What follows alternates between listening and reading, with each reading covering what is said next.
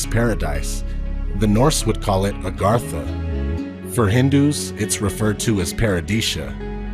The Greeks knew it as Hyperborea. The Celtics called it Avalon.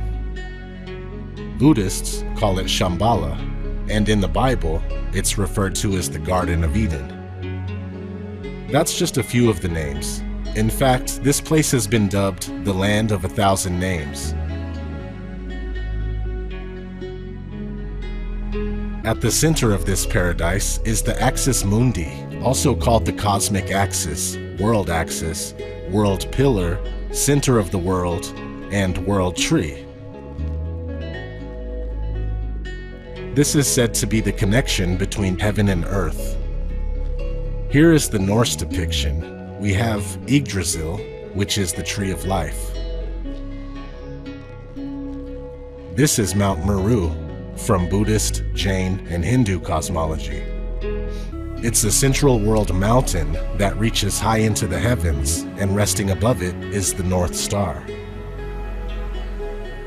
In the Mayan cosmology, there is a central pyramid. Same theme with the Inca cosmology and the Navajo cosmology. So you get the idea, and of course this is fascinating on its own, but here's where it gets crazy.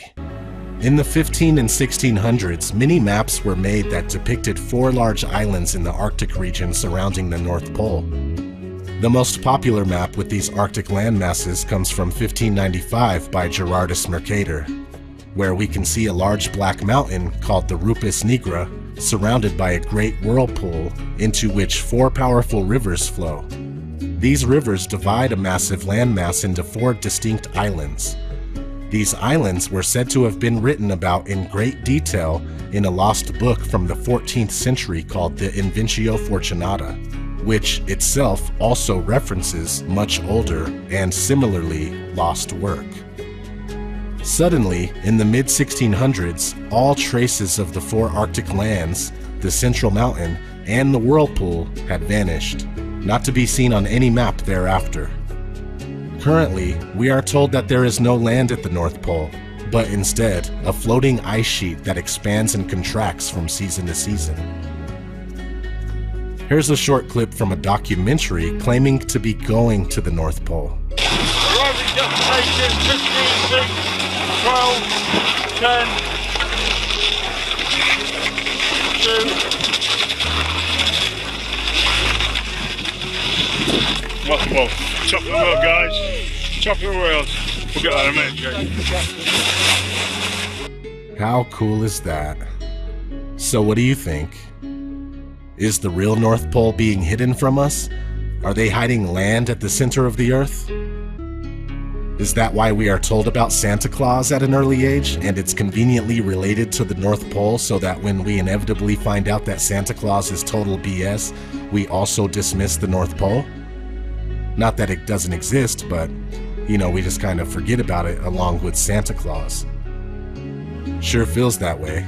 And as usual, the truth seems to show up in plain sight in Hollywood movies.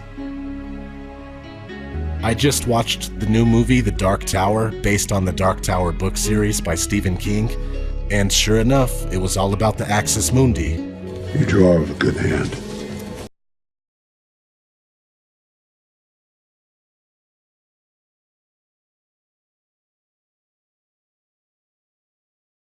Map. My father showed me a map like this once. Inside the circle is your world and my world. Many others. No one knows how many. The Dark Tower stands at the center of all things.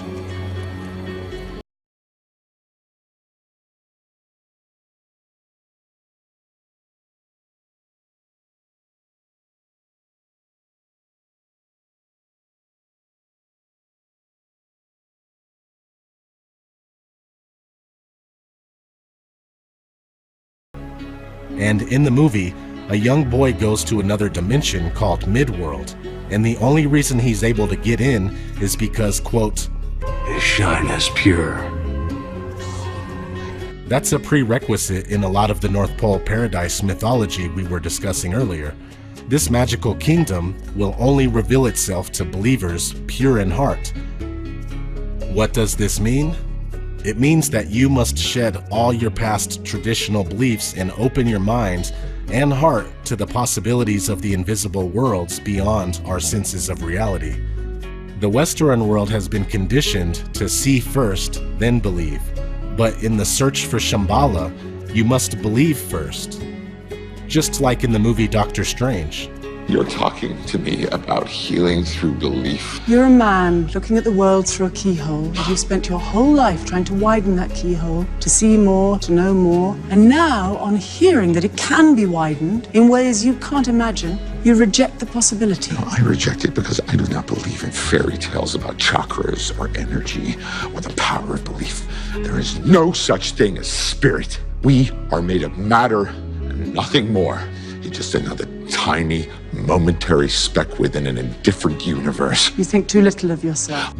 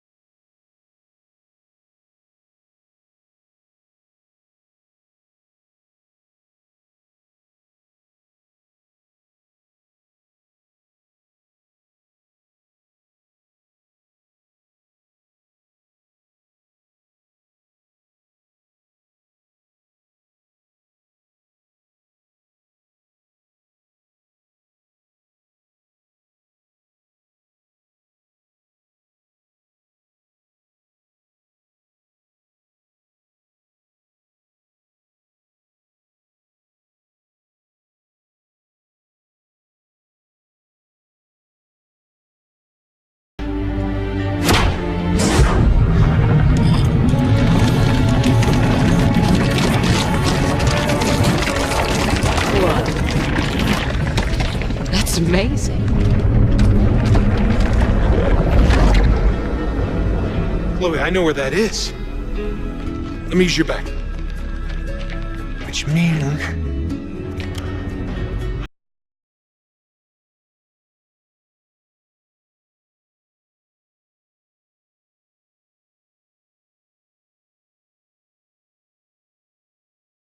the secret entrance to Shambala. In the movie The Golden Compass, there is a magical dust at the North Pole that connects the world to a parallel universe.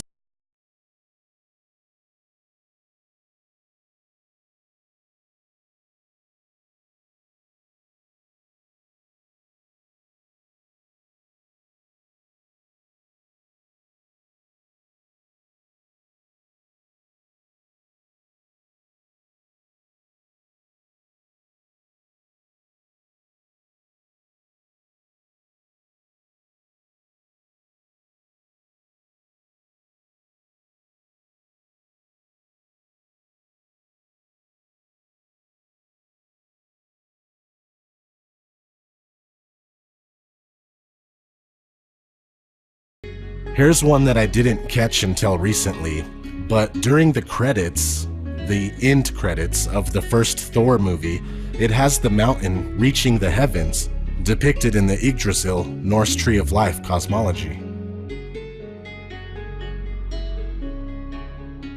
Of course, that one is easy. Thor is obviously full of Norse concepts.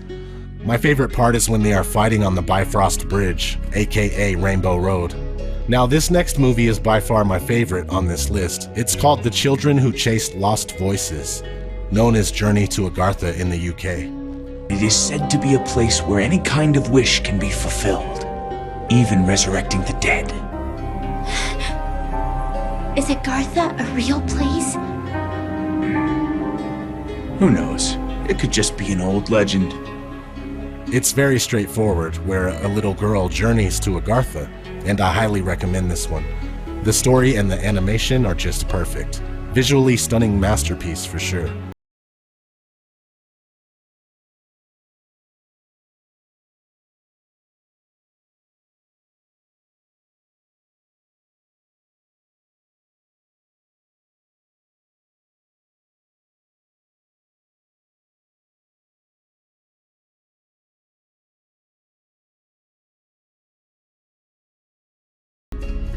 And from there, I went to the middle of the earth, and saw a blessed, well-watered place, which had branches which remained alive, and sprouted from a tree which had been cut down. And there I saw a holy mountain, and under the mountain, to the east of it, there was water, and it flowed towards the south. And a river went out of Eden to water the garden, and from there it was parted and became 4 heads. Beautiful in elevation is the joy of all the earth, Mount Zion, in the far north, the city of the great king.